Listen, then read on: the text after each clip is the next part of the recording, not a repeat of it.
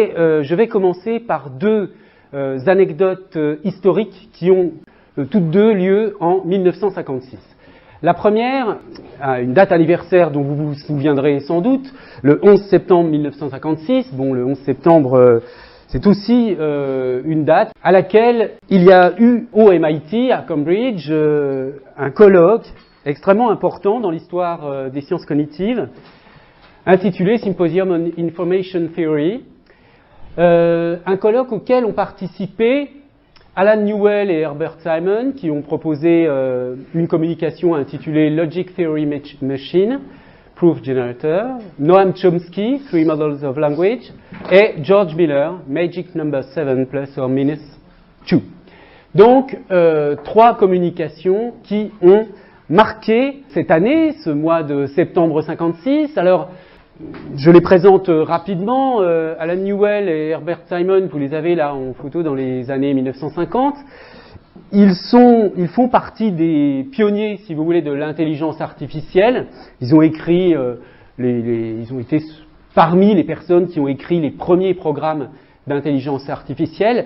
Alan Newell était, lui, du côté vraiment de l'informatique, des sciences cognitives, et Herbert Simon était, lui, plutôt, il venait de la sociologie, de l'économie, et il s'intéressait aux décisions rationnelles des agents, et notamment au comportement administratif, et il a essayé d'automatiser, de réfléchir à l'automatisation du raisonnement humain, disons.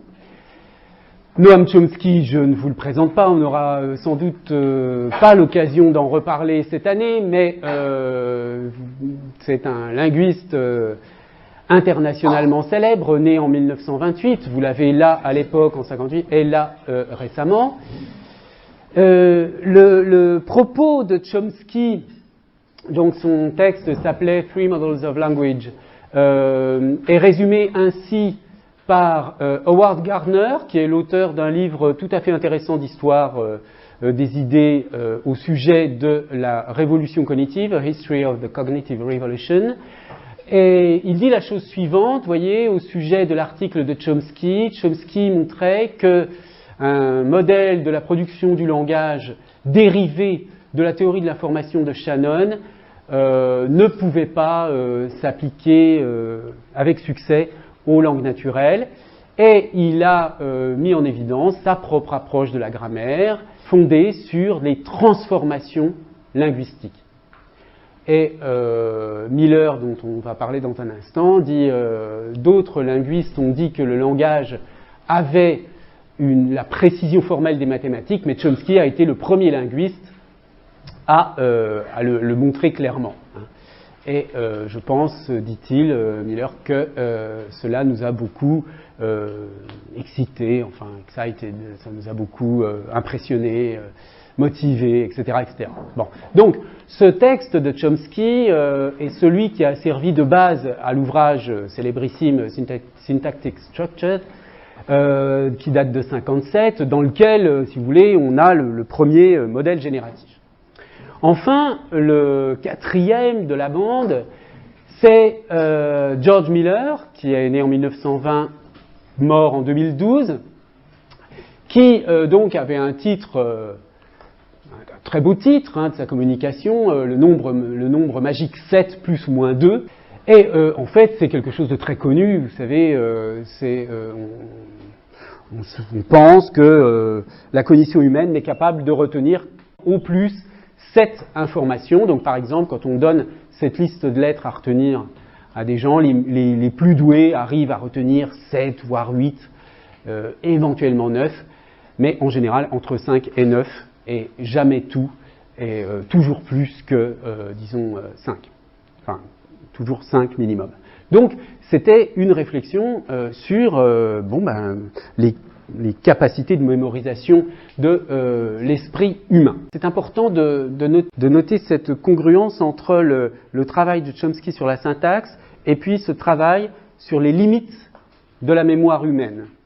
Parce qu'en fait, cette notion de limite sur la mémoire humaine est aussi liée à la question de la limite des machines, des ordinateurs à l'époque. Et donc, c'est un problème qui aujourd'hui est vu d'une manière complètement différente ce qu'on verra plus tard. Alors, le même Miller dont je parlais tout à l'heure, qui a écrit aussi un livre sur la révolution cognitive, comme on dit dans les pays anglo-saxons, bon, pas forcément une révolution, mais c'est quelque chose d'important. Il dit la chose suivante, eh bien, je suis reparti de ce symposium, de ce colloque, avec une conviction, une forte conviction, plus intuitive que rationnelle, que la psychologie expérimentale, de l'être humain, ou la psychologie expérimentale, la linguistique théorique et la simulation informatique du comportement, enfin des processus cognitifs rationnels, étaient des morceaux d'un plus grand tout, et que dans le futur, on verrait progressivement l'élaboration de leur domaine partagé. Hein. Donc on a bien ici évidemment rétrospectivement, hein, cette intuition de Miller qu'il s'est passé à ce moment-là quelque chose d'intéressant. C'était la première fois peut-être qu'on pensait sérieusement à rapprocher donc des questions de psychologie cognitive, des questions d'informatique et des questions de linguistique. Autre événement, la même année, 1656, cette fois-ci dans l'été, entre juin et août, à Dartmouth, une autre conférence, mais d'un format différent, plusieurs jours, plusieurs semaines même, et qui regroupe une dizaine de personnes, dont vous avez quelques exemplaires, quelques spécimens ici. Alors, cette conférence, c'était plus un séminaire, hein, quelque chose qu'on appellerait aujourd'hui un séminaire. En 55, il présente un projet en disant, voilà, il présente, alors je ne sais pas, à une institution universitaire dans cette université à Dartmouth. Nous proposons que on sollicite 10 personnes pendant 2 mois pour étudier l'intelligence artificielle pendant l'été 1956 dans ce collège situé dans le New Hampshire. Cette recherche est faite sur la base d'une conjecture, d'une hypothèse, l'hypothèse suivante: chaque aspect de l'apprentissage ou tout autre trait de l'intelligence, humaine bien sûr, hein, peut en principe être décrite d'une manière suffisamment précise pour qu'une machine puisse la simuler. Donc l'idée, c'était de réunir des gens pour réfléchir à la simulation des principes, des processus cognitifs ou d'apprentissage par une machine. Une tentative sera faite pour essayer de savoir comment faire des machines qui parlent, hein, how to make machines use language, comment faire en sorte que des machines utilisent le langage. Alors, utilisent le langage, ça ne veut pas forcément dire qu'ils parlent, hein, d'accord. Des machines qui utilisent le langage, qui forment des abstractions et des concepts, qui résolvent des problèmes, tout cela étant actuellement réservé aux êtres humains. Et puis ces machines, elles doivent aussi être capables de s'améliorer elles-mêmes. Nous pensons que des avancées significatives peuvent être produites pour l'un ou l'autre de ces problèmes si un petit groupe soigneusement sélectionné de scientifiques travaille dessus entièrement pendant un été. Alors, ce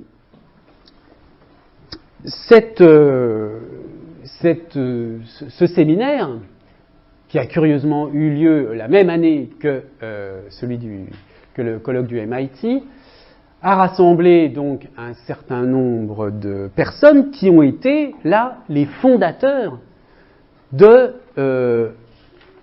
la notion d'intelligence artificielle, en fait. Vous avez ici, en 2006, une photographie des survivants. Et 2006, par rapport à 56, c'était les 50 ans. Et vous voyez que, je grossis un peu ce qui a été fêté ici, hein, c'était les 50 ans de l'invention du terme intelligence artificielle. Donc on invente, on découvre quoi en 56 ? D'une part, on invente le concept d'intelligence artificielle, et d'autre part, on se rend compte qu'il y a des terrains communs qui sont encore complètement inexplorés à l'époque entre l'informatique, ce qu'on n'appelle pas encore les sciences cognitives, mais la psychologie de l'esprit, la psychologie, disons, cognitive, mais c'est un peu un anachronisme de dire ça, et la linguistique. Bien. Alors, cette convergence fait partie des fondements de ce qu'on appelle aujourd'hui le cognitivisme et les sciences cognitives, fondement de quelque chose qu'on pourrait nommer, c'est une expression que je reprends à différents auteurs, mais notamment je sais que Jean Petitot l'a utilisé, une science naturelle de l'esprit. Vous voyez qu'on essaie d'analyser l'esprit humain de telle façon que les opérations effectuées par l'esprit humain puissent être simulées par une machine. Chose qui nous paraît aujourd'hui évidemment tout à fait naturelle, hein, mais qui ne l'était pas du tout à cette époque-là. Donc, cette science naturelle de l'esprit émerge d'une façon, dans des modalités très clairement pluridisciplinaires, hein, avec un mélange de linguistique, de psycholinguistique, de cybernétique, de sciences de l'information. Vous aurez remarqué que le colloque du MIT était un colloque qui portait sur les sciences de l'information. Hein. Bien, voilà. Et donc l'esprit est considéré comme un système cognitif. Alors, cette approche est notamment, je ne veux pas la réduire à cela, mais c'est notamment une réponse au behaviorisme, en tout cas c'est tout à fait explicite chez Chomsky. Donc à l'idée, si vous voulez, dans les modèles behavioristes, on considère que l'esprit, c'est une boîte noire, hein, on ne sait pas trop ce qui se passe. La seule chose qu'on puisse étudier scientifiquement, c'est le rapport entre les stimuli et les réponses. Donc il y a des stimuli dans l'environnement, hein, et puis il y a des réponses qui sont observables dans le comportement. Les seules choses observables sont la description, si vous voulez, de ce qu'on donne en stimulus et la description des réponses dans le comportement humain. Hein. Eh bien, le modèle cognitif, lui, considère que cette black box, eh bien, on peut voir ce qu'il y a dedans, on peut essayer de reconstruire. Hein, il y a des événements mentaux, et l'objectif du cognitivisme va être d'essayer de décrire scientifiquement ces événements mentaux. Alors, on va voir un petit peu plus en détail ce que ça signifie. Mais simplement, sans insister dès maintenant, il faut que vous soyez conscient de l'idée que il y a quand même quelque chose comme alors certains verront une réduction, hein, puisque là il est question de la pensée humaine, de l'esprit humain. L'objectif, enfin l'horizon du cognitivisme, c'est bien de comprendre comment fonctionne l'esprit humain, donc comment fonctionne la pensée humaine. Or, jusqu'à présent, pour comprendre la pensée, on s'était plutôt adressé à la philosophie. D'ailleurs, la psychologie était une branche de la philosophie. Hein.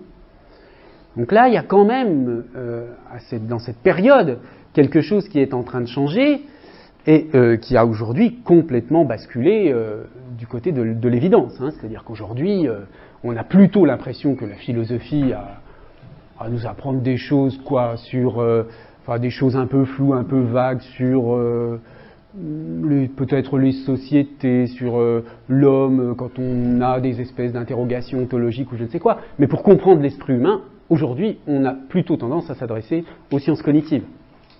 Bien. Alors, qu'est-ce que ça signifie précisément de considérer qu'on peut analyser l'esprit humain comme un système cognitif ? l'esprit humain comme un système cognitif, ça veut dire qu'on considère le système cognitif, c'est-à-dire les opérations mentales, etc., comme un système de traitement de l'information. Hein? C'est pour cette raison d'ailleurs que le colloque du MIT portait sur une question liée à l'information. Donc l'idée, c'est que nos états mentaux véhiculent de l'information sous une certaine forme.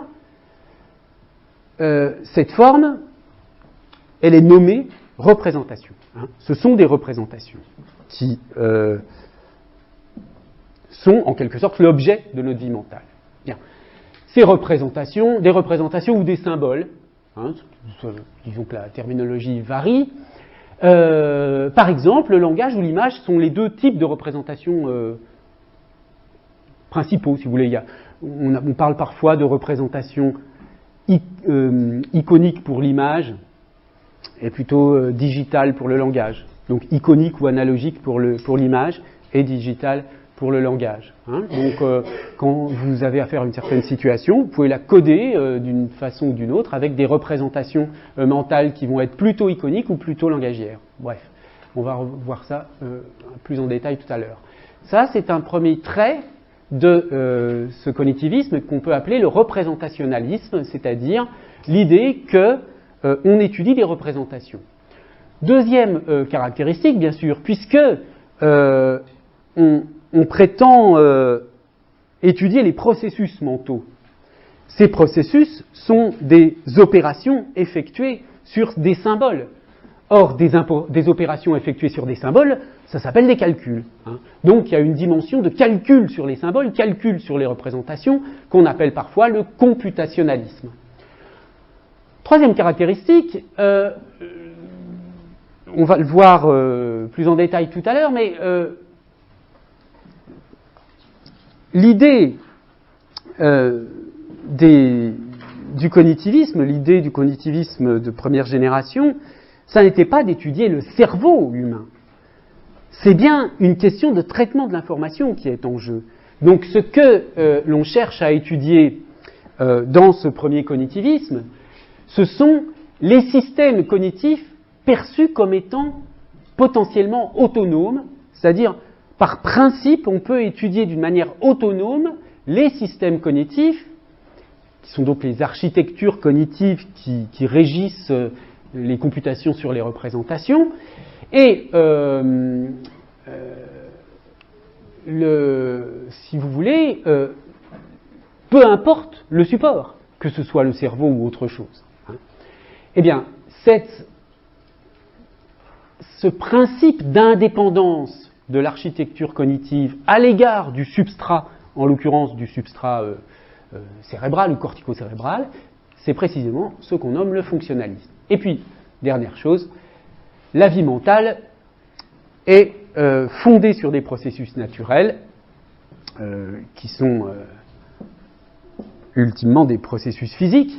Hein, c'est ce qu'on appelle le naturalisme. Donc, on va voir, je vais caractériser d'une manière assez rapide, bien sûr, hein, cette première version du cognitivisme, et donc de ce qu'on n'appellera pas encore une linguistique cognitive, hein, j'y reviendrai tout à l'heure, mais disons, parlons pour l'instant du cognitivisme de première génération, comme étant caractérisé par le représentationnalisme, le computationnalisme, le fonctionnalisme et le naturalisme.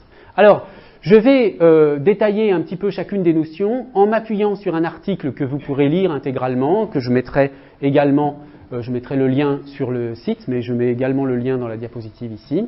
Donc un article de Pierre Steiner, paru en 2005, qui me paraît un article tout à fait adapté. Il y en a évidemment des centaines d'articles qui présentent le cognitivisme. Celui-ci me paraît tout à fait adapté pour la situation. Alors, commençons par ce que Steiner dit au sujet de l'intuition naturaliste. Alors, on peut lire ensemble ce passage, si vous voulez. L'intuition naturaliste. Plus largement, donc l'intuition naturaliste, plus largement à la base de l'idée de science cognitive, est difficile à circonscrire.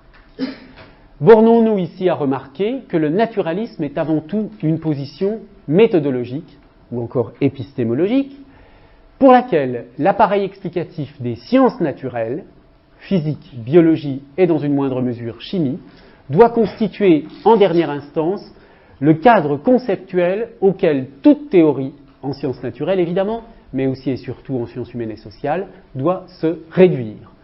Ou, en tout cas, c'est le naturalisme modéré, se conformer. Bref, toute théorie et tout vocabulaire, peu importe la discipline, devrait finalement pouvoir être expliqué ou traduit par l'appareil des sciences naturelles, ou en tout cas ne pas être en désaccord avec lui. La pensée, par exemple, doit donc être mise en cause au pluriel. Elle doit s'inclure dans un monde composé uniquement de relations causales et de lois matérielles. Le pendant ontologique du naturalisme est donc bien souvent le matérialisme, souvent assimilé au physicalisme. La seule chose qui existe ultimement, c'est la matière et l'énergie. Tous les phénomènes qui peuvent exister, propriétés, états, événements, processus, relations, doivent donc ultimement se ramener à des phénomènes explicables par la physique contemporaine. Alors, cette présentation, là je termine la citation, cette présentation du naturalisme des sciences cognitives par Steiner me semble tout à fait éclairante. Sachez que c'est une question aujourd'hui extrêmement discutée. Pour ceux d'entre vous qui s'intéressent à cela, je vous conseille ce très bon livre de Daniel Handler, La silhouette de l'humain, qui est tout récent, qui a dû paraître, qui a paru cette année, je crois, ou l'année dernière, je ne sais plus, cette année ou l'année dernière. Un gros livre qui est entièrement consacré à la question du naturalisme. Vous voyez le sous-titre, quelle place pour le naturalisme dans le monde d'aujourd'hui? La question de savoir quelles sont les limites de la nature, qu'est-ce que signifie le naturalisme dans les sciences en général, dans la pensée, dans la philosophie, dans l'épistémologie, dans l'ontologie, etc. C'est une question, c'est un hot topic comme on dit, c'est vraiment une question absolument centrale de la réflexion contemporaine. Bon, alors, on ne va pas avoir le temps aujourd'hui d'approfondir la notion de naturalisme au sens où l'entend Handler, mais j'y reviendrai peut-être à l'occasion d'un autre cours. Simplement ici, à partir de cet extrait de Steiner, vous pouvez constater que, tout simplement, le principe naturaliste, c'est l'idée que les phénomènes mentaux sont des phénomènes naturels. D'accord ? On comprend bien d'où vient cette thèse, qui, en l'occurrence, ici, est plus, il le dit bien, épistémologique qu'autre chose. C'est-à-dire, c'est plus une question un principe de méthode. C'est-à-dire, c'est quelque chose qui est une sorte de principe qui n'aura pas une utilité directe dans cette forme de cognitivisme. Mais on accepte cette idée. C'est pour cette raison que Chomsky, par exemple, va vous dire que le langage, il est dans l'organisme comme le foie. Enfin, il joue une fonction comme le foie joue une fonction dans le corps. C'est, au fond, cette idée que on veut en finir radicalement avec une conception fumeuse, littéraire, philosophique de l'esprit humain. D'accord ? Je grossis volontairement le trait, parce qu'évidemment les choses sont beaucoup plus fines que ça, et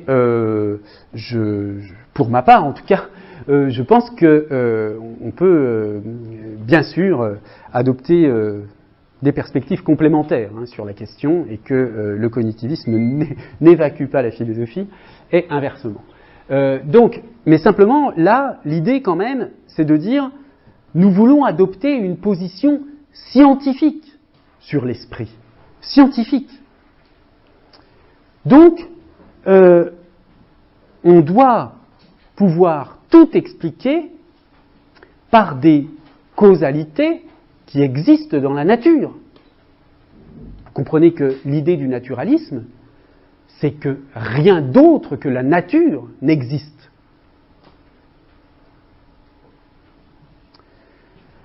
Ça, c'est la thèse ontologique du naturalisme. Rien d'autre que la nature. Alors vous allez me dire,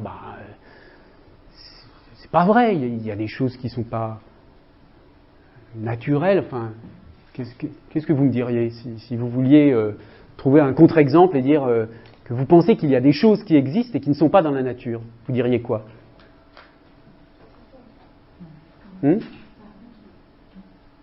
Vous diriez? J'ai pas entendu, excusez-moi. C'est pas de l'existence naturelle, c'est pas l'existence. On change de cerveau. Non, mais est-ce que vous ne pensez pas qu'il y a des choses qui existent, mais qui ne relèvent pas des lois de la nature? C'est-à-dire qu'il y a des réactions qui sont inattendues, donc des réactions différentes par rapport à différentes personnes et situations, donc on peut pas dire que c'est naturel, que je sais pas si on prend... Des réactions des individus, vous voulez dire? Oui, ou des cas vraiment extrêmes de personnes dont leur comportement ne comprend pas du tout, des meurtriers, je sais pas. Je suis étonné que vous n'ayez pas un exemple qui vous vienne tout de suite à l'esprit. Bah, la mort, ça c'est un exemple, on peut dire, voilà, on peut la définir comme étant la mort cellulaire, enfin je veux dire on peut avoir une définition biologique, chimique, physico-chimique, pourquoi de la mort. Mais en revanche, bah voilà, évidemment, Dieu, hein. Il y a quand même un certain nombre d'êtres humains sur la planète qui pensent que Dieu existe et qui ne sont pas tout à fait persuadés que Dieu est un phénomène physico-chimique, non? Bon, donc il y a bien un certain nombre d'entités, mais sans aller jusqu'à Dieu. Ils peuvent le penser, mais en fait, c'est très difficile de démontrer que quelque chose n'existe pas.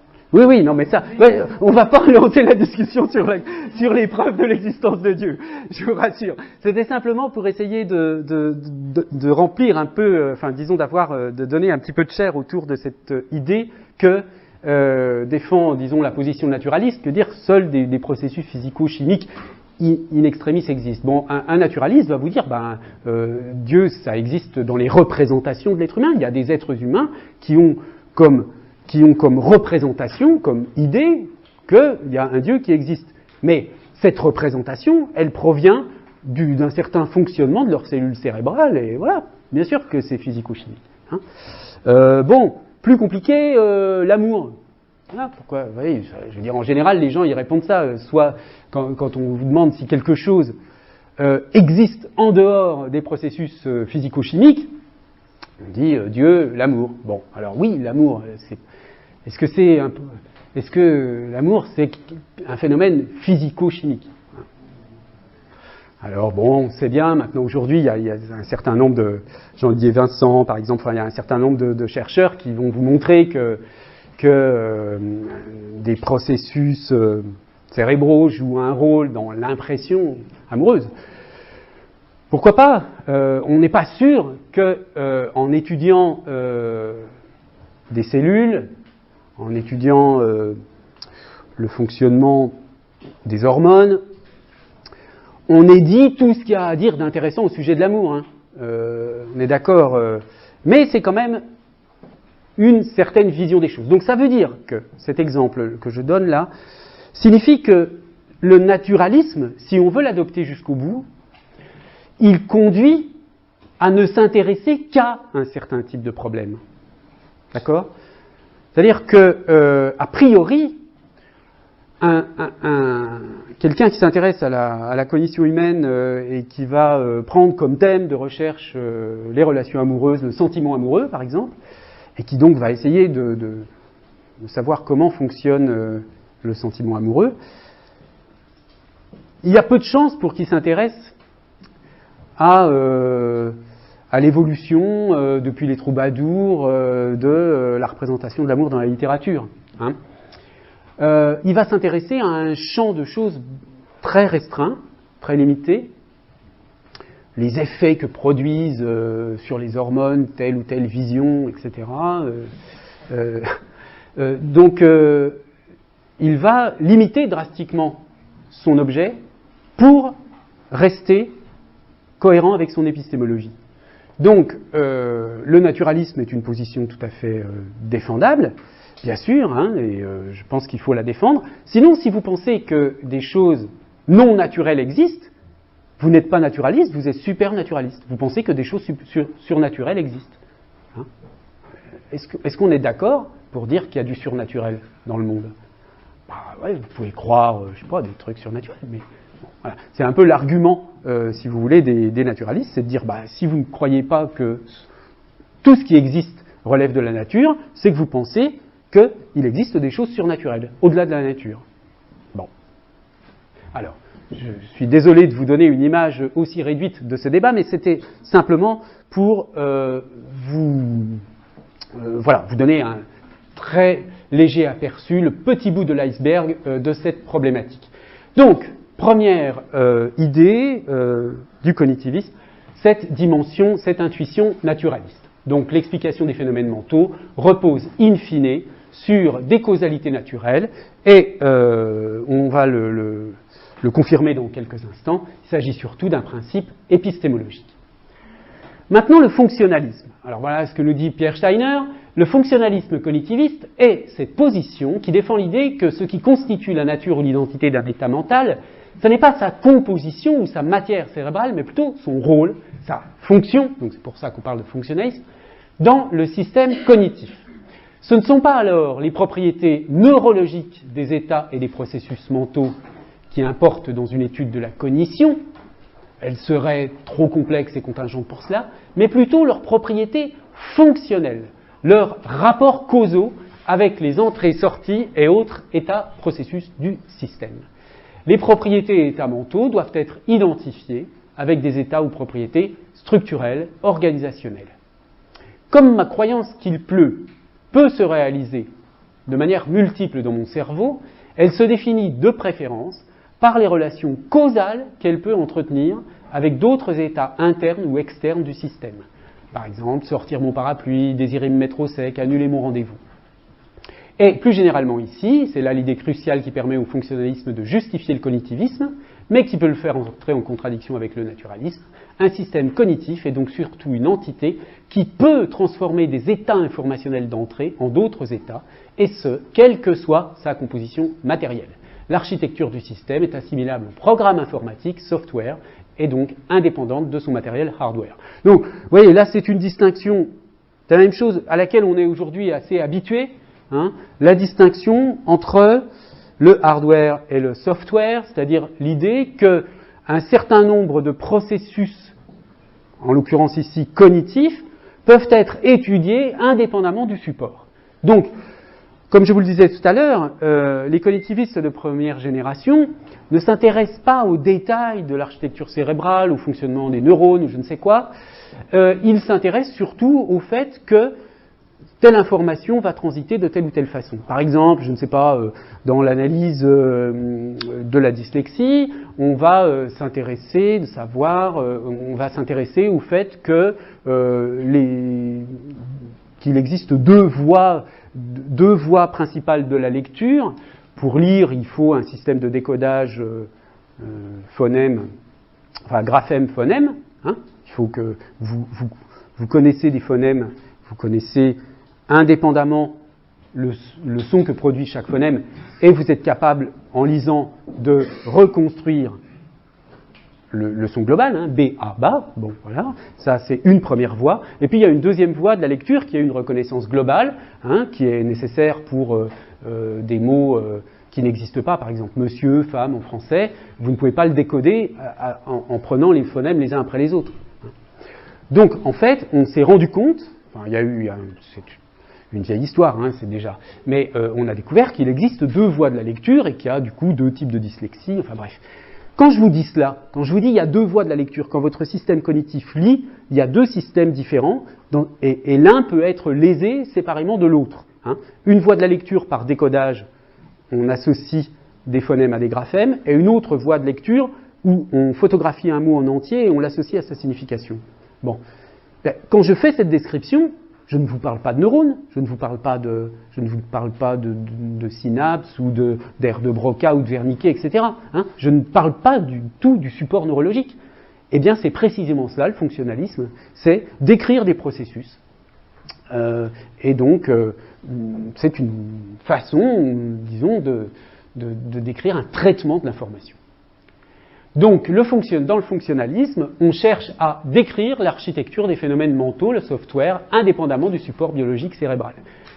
Et vous comprenez, du coup, rétrospectivement, pourquoi le naturalisme de ce cognitivisme n'est qu'une pétition de principe épistémologique. Parce qu'au fond, le substrat naturel, ça ne les intéresse pas, c'est pas ça qu'ils étudient. Mais ils postulent qu'il y a un substrat naturel. Troisième caractéristique, le représentationnalisme. Donc je lis encore cette citation de Steiner, de Pierre Steiner. Le cognitivisme classique se base sur une théorie particulière du raisonnement, le computationnalisme, ça on verra, ça ce sera le dernier point, et sur une théorie particulière des états mentaux, la théorie représentationnelle. Pour cette dernière, être dans un état mental particulier, doué de la propriété d'intentionnalité, c'est-à-dire dirigé vers quelque chose, comme croire qu'il pleut, c'est simplement entretenir une certaine relation avec une représentation symbolique de l'objet de l'état. Dit autrement, croire, désirer, savoir ou encore craindre que P, c'est avoir une représentation propositionnelle de format sententiel de P situé dans sa boîte à croyances, à désirs, etc. Similairement, disposer d'un concept, c'est disposer d'une représentation mentale de ce même concept. Un contenu représentationnel dénotant un état du monde extérieur, par exemple le fait qu'il pleuve, s'incarne donc dans un ensemble de neurones et via ses propriétés physiques possède des propriétés formelles ou encore syntaxiques qui lui permettront d'interagir avec d'autres états représentationnels en étant l'objet d'inférences computationnellement réglées. Par exemple, ma croyance qu'il pleut peut être mise en relation avec mon désir de rester sec, etc. Bon, il reprend le même exemple que tout à l'heure.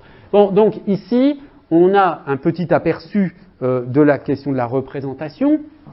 Les représentations, c'est donc le concept de représentation, c'est un concept qui va nous donner les entités de la vie mentale. Il va y avoir des processus, mais tous ces processus, ils fonctionnent sur un certain type d'entités, et ces entités de la vie mentale, ce sont des représentations. Alors, la question de la représentation, qu'est-ce que c'est qu'une représentation? C'est aussi une question absolument monstrueuse que je ne vais pas aborder ici. Tout ce qu'on dira, c'est que un état mental peut être considéré comme une représentation, si vous voulez, à partir du moment où on travaille sur des processus mentaux, il faut bien parler d'états mentaux à l'instant T, à l'instant T plus 1. Donc, un état mental peut être considéré comme une représentation, et cette représentation peut être formalisée sous forme d'une proposition. C'est pour cela que Steiner parle de format sententiel, une représentation propositionnelle. Les représentations, on les représente sous forme de propositions, P de X, etc. X croit ou désire que P. On peut distinguer deux grands types de représentations. Des représentations de fait, qui sont les croyances, et les représentations de but, qui sont les désirs. Très sommaire. Enfin, dernier point. Il y a une théorie du raisonnement, la théorie du raisonnement, théorie computationnelle, donc je cite à nouveau, part en effet de cette hypothèse que les représentations propositionnelles ont des propriétés syntaxiques et donc sémantiques. Elle ajoute l'hypothèse que la pensée rationnelle consiste dans la manipulation gouvernée par des règles, c'est-à-dire des algorithmes, de ces représentations syntaxiquement structurées. Ce qu'il importe d'abord de comprendre ici, c'est que la syntaxe a une priorité sur la sémantique. Un des slogans cognitivistes, c'est « Occupez-vous de la syntaxe, la sémantique s'occupera d'elle-même ». Pourquoi cette priorité? La réponse est la suivante. Les processus de raisonnement qui prennent place en nous à un niveau subpersonnel ne peuvent avoir comme objet les propriétés sémantiques des représentations, car autrement il faudrait postuler l'existence d'un homoncule, c'est-à-dire d'un petit homme à l'intérieur de vous-même, qui comprenne chaque contenu propositionnel à l'aide d'autres règles et de représentation, et ainsi de suite. Donc c'est l'argument de la régression à l'infini. Comment des contenus représentationnels pourraient-ils alors être agissants? Par leur forme syntaxique. Les ordinateurs, et plus élémentairement les machines de Turing, sont eux aussi des machines à manipuler des symboles, en étant pourtant uniquement sensibles à la forme physique, c'est-à-dire la syntaxe des symboles. Il suffit alors de s'inspirer de leur fonctionnement afin de rendre compte de la causalité mentale humaine. Donc vous voyez que ici on a à nouveau cette métaphore de l'ordinateur, de l'esprit comme un ordinateur, qui vient vraiment de cette génération-là du cognitivisme, avec cette idée que puisque ce qui va être disons le cœur du problème, ce sont des algorithmes sur des représentations, un calcul sur les représentations, c'est bien sûr la syntaxe qui va primer, c'est-à-dire la façon de les organiser.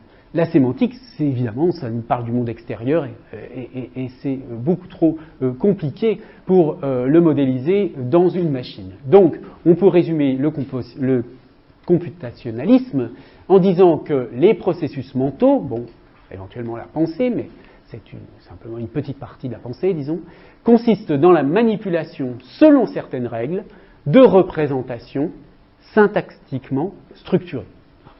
Et il y a une priorité de la syntaxe sur la sémantique, et alors c'est quelque chose qui est évident, parfaitement évident dans l'œuvre de Chomsky. Au total, donc, je dirais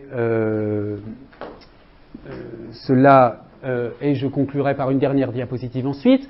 On peut caractériser cette période qu'on appelle parfois le cognitivisme de première génération, et j'en parle parce qu'à l'intérieur de ce cognitivisme, on a le modèle chomskien, et Chomsky lui-même s'est revendiqué comme étant, comme produisant une linguistique cognitive.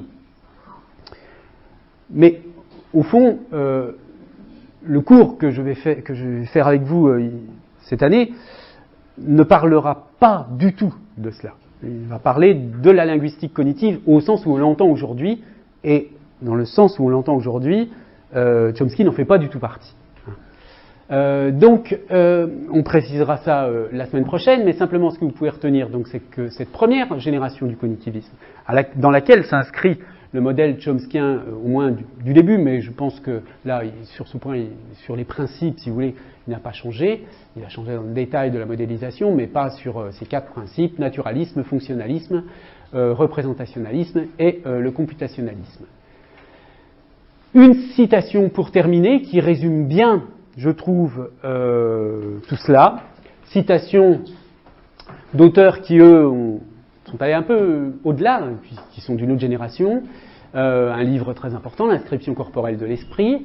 L'intelligence humaine comprise ressemble tellement à la computation dans ses caractéristiques essentielles que la cognition peut en fait se définir par des computations sur des représentations symboliques. Une computation est une opération effectuée ou accomplie sur des symboles, c'est-à-dire sur des éléments qui représentent ce dont ils tiennent lieu. Oui, cette phrase résume magnifiquement tout ce que j'ai essayé de vous expliquer aujourd'hui.